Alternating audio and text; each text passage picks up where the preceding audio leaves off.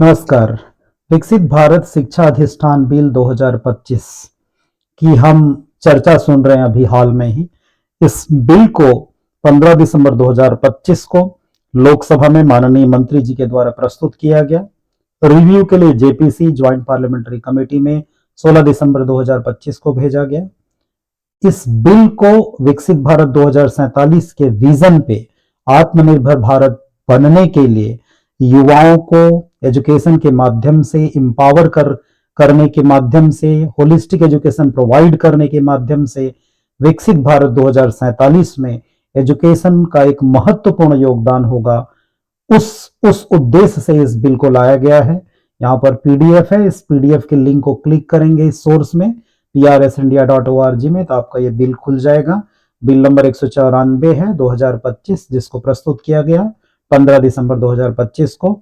करीब 48 पेज का ये डॉक्यूमेंट है, जिसमें लगभग 10 चैप्टर्स हैं जो अलग अलग प्रावधानों को उल्लेखित करता है। ये प्रेस रिलीज है जब इस बिल को प्रस्तुत किया गया। इसमें जो खास बातें, जो सबसे महत्वपूर्ण बात है, यहां लिखी गई है। आप देखिए कि हमारा जो यूनिवर्सिटी ग्रांट्स कमीशन है, all India council for technical education है, एनसीटी है, ये तीन अलग अलग जो रेगुलेटरी बॉडीज हैं, इन तीनों को मर्ज करके एक यूनिफाइड रेगुलेटरी फ्रेमवर्क लाया गया है। तो सबसे बड़ी जो बात है इस बिल का कि तीन अलग अलग रेगुलेटरी बॉडीज, अलग अलग कंप्लायंसेस को अलग अलग माध्यम से हायर एजुकेशन इंस्टीट्यूट्स को सबमिट करना पड़ता था, उसकी जरूरत नहीं पड़ेगी। ये बिल्कुल single window, technology driven, digitally driven, technology driven online single window platform होगा, जिससे एक तो ट्रांसपेरेंसी आएगी, लोगों का ट्रस्ट बढ़ेगा और पब्लिक डिस्क्लोजर सिस्टम में ट्रस्ट बढ़ेगा। इस अधिष्ठान के माध्यम से अलग अलग रेगुलेटरी बॉडीज के पास चक्कर काटने की जरूरत नहीं पड़ेगी। एक कॉमन रेगुलेटरी बॉडी रहेगा जो ट्रांसपेरेंसी मेंटेन करने के साथ साथ स्टेक होल्डर्स के ग्रीवांसेस को, उनके कंसर्न्स को एड्रेस करने के लिए एक रोबस्ट ग्रीवांस रिड्रेसल मैकेनिज्म भी प्रस्तुत करेगा।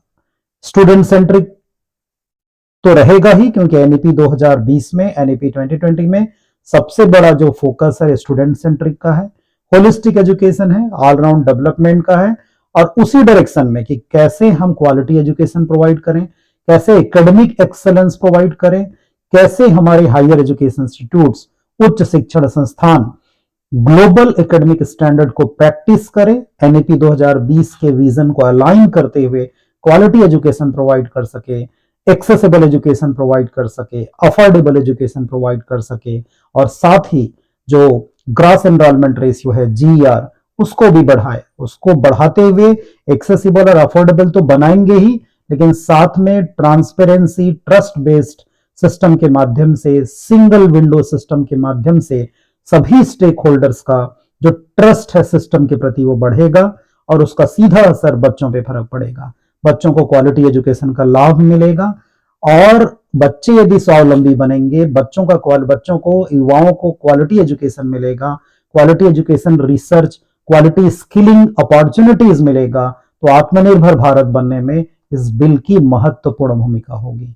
यदि हम इसको 2-3 लाइन में यदि हम समराइज करने का प्रयास करें, तो सबसे बड़ी बात यह है कि यूजीसी, आईसीटी, एनसीटी जैसे अलग अलग रेगुलेटरी बॉडीज को मर्ज करके एक कॉमन बॉडी बना दी गई है।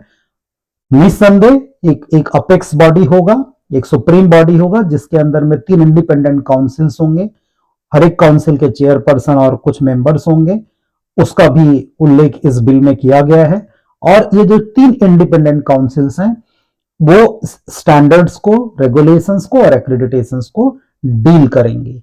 तो ये जो बिल है विकसित भारत शिक्षा अधिष्ठान बिल 2025, मुझे लगता है कि एजुकेशन, क्वालिटी एजुकेशन के क्षेत्र में एक मील का पत्थर साबित होगा।